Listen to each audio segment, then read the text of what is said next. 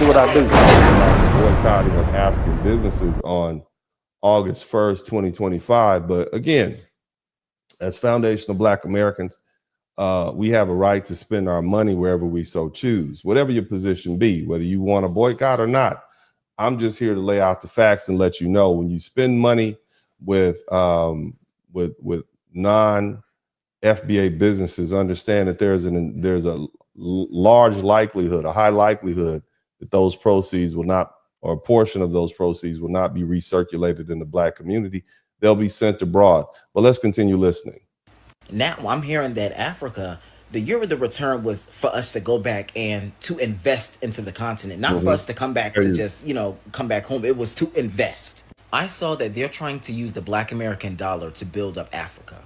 Now, I saw a lot of videos of people talking about Essence Fest and, Red Lobster and how they're moving into those spaces, and that's what they're using the money for. I just don't understand why the people who were sold in the slave trade literally have to help the people who had a dealing with the slave trade. Hello. And what's even more messed up about this, you hear that? Now, I know we have a lot of people on the internet who are saying a lot of things about how slavery didn't exist. They still have the ships. Okay, I want you guys to check this out. Museum right now in Amsterdam. I'm in a room that is covered. This gentleman is in Amsterdam, okay, European country, and he is in a place where they have ships. All right, I want you to listen to what he has to say. This is our history, and irrespective of what you have, a lot of people saying a lot of different things on the internet, and I know. But the facts are still the facts, and we're going to deal with the facts on this page. All right, shout out to reviewing reviewers. A large percentage of our ancestors came to this country in the hulls of ships, and this gentleman is going to show you one, or at least a mock-up of one. Europeans know our history. Okay, it would be great if Black Americans just abandon our history, because in abandoning our history, we would also abandon the moral high ground that we have to pass judgment on this country when it's morally flawed. We thereafter also abandon our entitlement to the work that our ancestors did for free. All right, so let's listen to this. With ship models and model ships. Many of these are from the Dutch golden age of, quote unquote, golden age of exploration, trading, and colonization. One ship in particular that caught my attention was this tall-masted white ship in the center of this exhibit. All right, I want you all. This is a markup of a ship used to haul enslaved Africans, purchased or traded for from the coast of Africa. And what this young man is going to point out is, look how, compared to these other ships, look how tall the masts are. And the reason the masts are so tall is because these ships were powered by wind. And so the tall masts indicate that you can have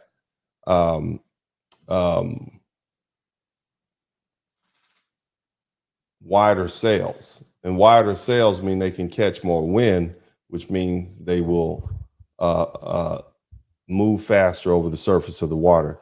And he's going to explain the insidious reason why this was the design. Listen very carefully, learn something.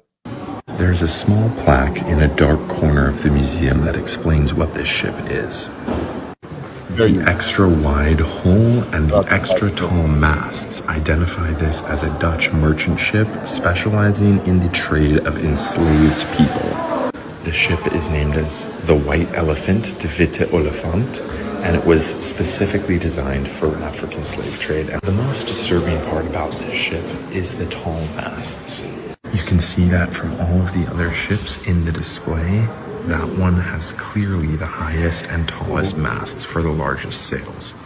The reason that it needed those sails was to go as fast as possible across the Atlantic, because the human beings would die, even with these ships being the most high.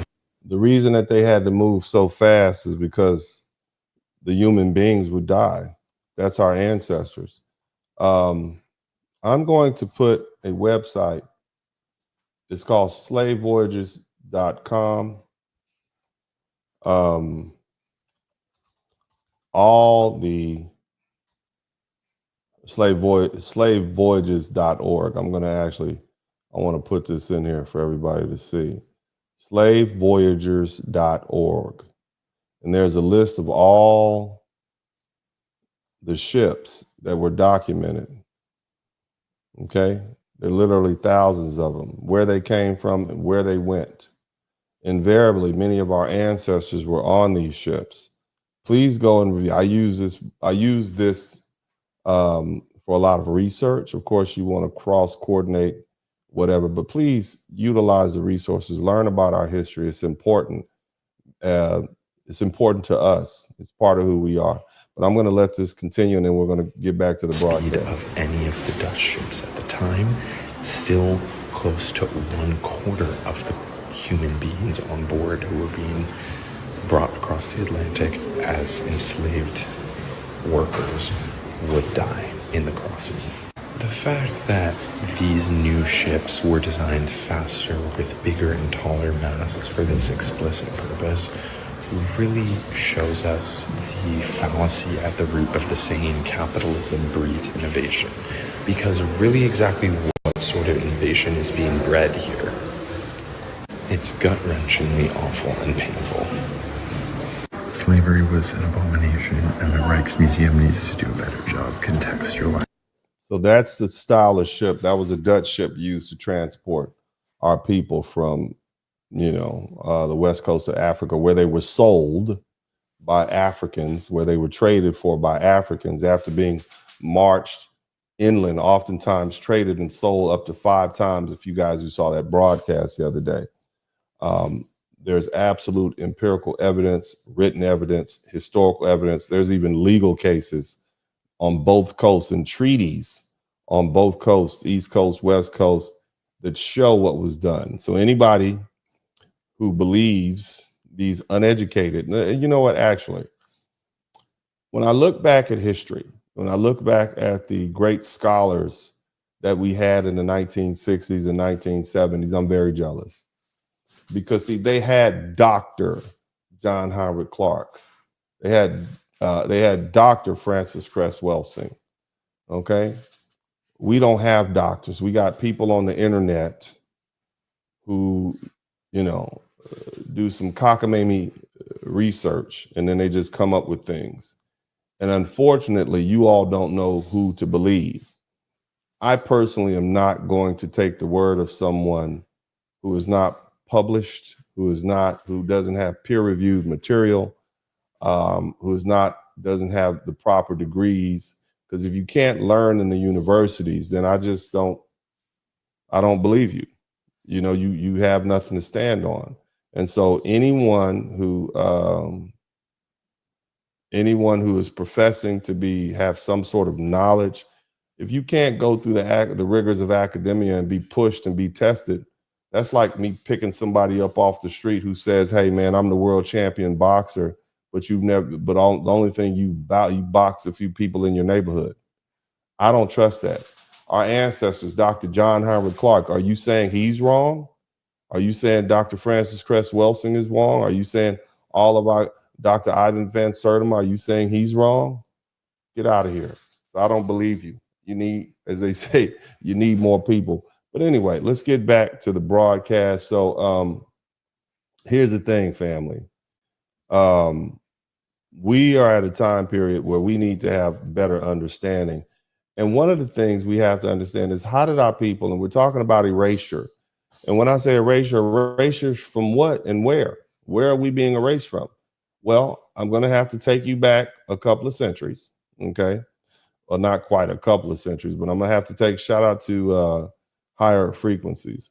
In order for you to truly understand the cultural foundation that is now being erased, we have to retrace how foundational Black Americans came to be spread across the United States in the first place. See, originally, we were concentrated in the South and what we call the Mid-Atlantic, where slavery was the most entrenched. And so newly freed Black people began moving out of, we didn't move out of luxury because we wanted to move to the West Coast and enjoy the Pacific Ocean. All right, we moved out of necessity. After emancipation, many of us wandered. We wandered south on foot and searching for. Shout out to Kenneth Milo, searching for family members who've been sold away during slavery. And that heartbreaking search eventually evolved into a strategic migration north to industrial cities, west to new opportunities, Midwest to farmland and factories. And these mass movements, now known as the Great Migrations, are what seeded Black America across every major region of this country. And whether we, wherever we went, we planted our culture, resistance, and we planted communities. We didn't just arrive, we built. And the story of Black Americans, our music, our movements, our pain, our power, it can't be told without beginning in the blood-soaked soil of the American South. See, after the Civil War ended in 1865, 4 million formerly enslaved Black people emerged from bondage into a world that promised freedom, but delivered something else. What's up, what's up, what's up? Welcome, welcome, welcome to the broadcast. This is Uncle D. People wash their ass in the tub, Kamala Harris. You were tuned in to Uncle D. D's Black Man Talk. Pull up, homie, take a seat. Don't be a shadow watcher every day. You learn something, then you earn something. Let them know and drop some money in the plate. It's getting cold, ladies, talking ratchet. Blizzard King here, grab your coat, zip your jacket. Keep quiet for a second, close your jaw. Attorney Spurling, this ain't pearly, know the law. Talking Constitution, pushing pins when he shootin', give him that. Masculinity, just for the record, sprinkle that. You can keep your cat, gotta cut it. Only cat he rubbing, gotta love it. I call it Molly Buddy. Gotta vote your interest, voting earns. Presidential, this is for the money that I earn. When you gon' learn, my people, that evil mixed with evil. No matter what you're doing, baby, this ain't equal. Sometimes when you're special, you get hated. The test is for the best, you're damn right, my people made it. Uncle D, Blizzard King, you been served, gotta know this. Now black men out here know we winning, gotta hold it now. Uncle D, you been served, get your notice now. Black men out here know we winning, gotta hold it now. Uncle D, you been served, get your notice now. Black men out here know we winning, gotta hold it now. Uncle D, you been served, get your notice now. Black men out here know we winning, gotta hold it now. Hey man, I'll do what I do. Somebody need to whip your ass. Get up and whip him, Sweets. Hey, don't be putting the money in my hand all rough. Take your ass out here. You buy you a Floby and cut your own damn hair from now on.